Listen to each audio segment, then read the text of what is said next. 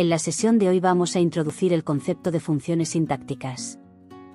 Las funciones sintácticas son los roles que desempeñan los sintagmas dentro de una oración, es decir, la función que cumple cada grupo de palabras en relación con el verbo y con el resto de la frase.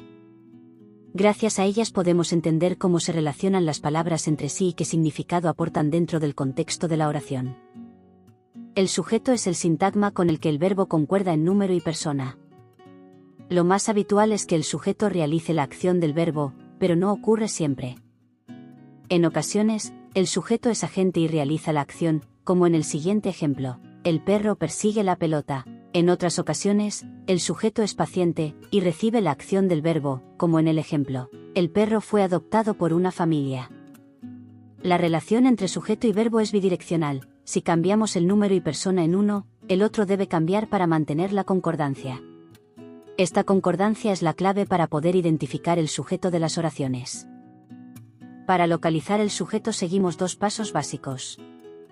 En primer lugar, identificamos el verbo, que es quien expresa la acción, el estado o el proceso en la oración. A continuación, modificamos el verbo en número, de singular a plural o al revés, y observamos qué elemento de la oración se ve obligado a cambiar con él. Ese elemento que concuerda con el verbo es el sujeto. Por ejemplo, en me interesa el proyecto final, si cambiamos el verbo a plural, obtenemos me interesan. Al hacer este cambio, el sintagma que también pasa a plurales, los proyectos finales, lo que confirma que el proyecto final es el sujeto. Lo mismo ocurre en el examen salió una pregunta trampa. Al cambiar el verbo a plural, decimos salieron 3 preguntas trampa. Por lo que una pregunta trampa es el sujeto en la primera oración. Existen dos tipos principales de sujeto. El sujeto expreso es el que aparece escrito en la oración, y es el más fácil de identificar, como en el ejemplo: aquellos estudiantes aprobaron el examen. El sujeto tácito, elíptico u omitido no aparece de forma explícita, pero se puede deducir por la forma verbal y el contexto. Por ejemplo, en llegamos tarde, el sujeto es nosotros o nosotras, aunque no esté escrito. Por tanto, el hecho de que el sujeto no esté expresado no significa que la oración no tenga sujeto.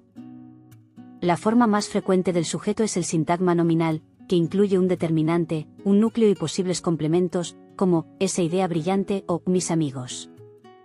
También puede ser un pronombre tónico, como yo, tú, él, nosotros, ellos, eso, alguien o nadie. En casos más complejos, una oración subordinada sustantiva puede funcionar como sujeto, por ejemplo, que vengas me alegra. Lo importante es recordar que el sujeto siempre concuerda con el verbo. Existen algunos elementos que nunca pueden ser sujeto. En primer lugar, un sintagma preposicional, ya que un sujeto no puede ir introducido por una preposición. En segundo lugar, un pronombre átono como por ejemplo, me, nos, la, los, le, nunca es sujeto. Estos pronombres funcionan como complemento directo o indirecto, pero no como sujeto. A continuación, tienes el siguiente ejercicio práctico en el que tendrás que encontrar el sujeto en cada una de las oraciones.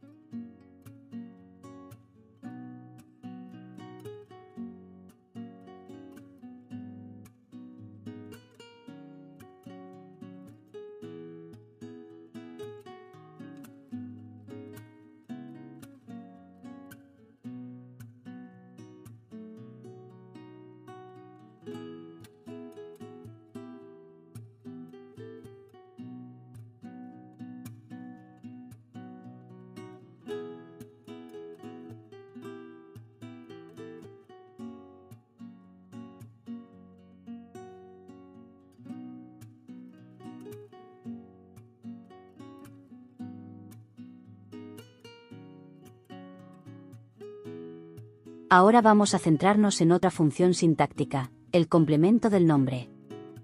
El complemento del nombre es un elemento que acompaña a un sustantivo para precisar, especificar o ampliar su significado. Su característica fundamental es que siempre depende directamente de un nombre y lo modifica.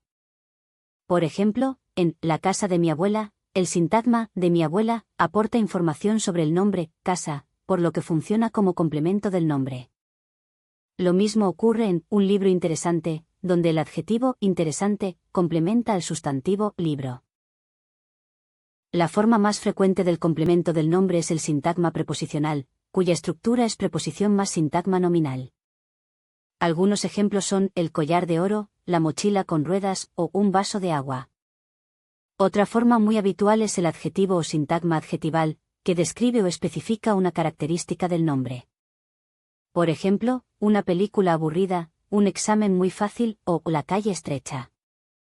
En todos los casos, estos elementos dependen del sustantivo y funcionan como complemento del nombre.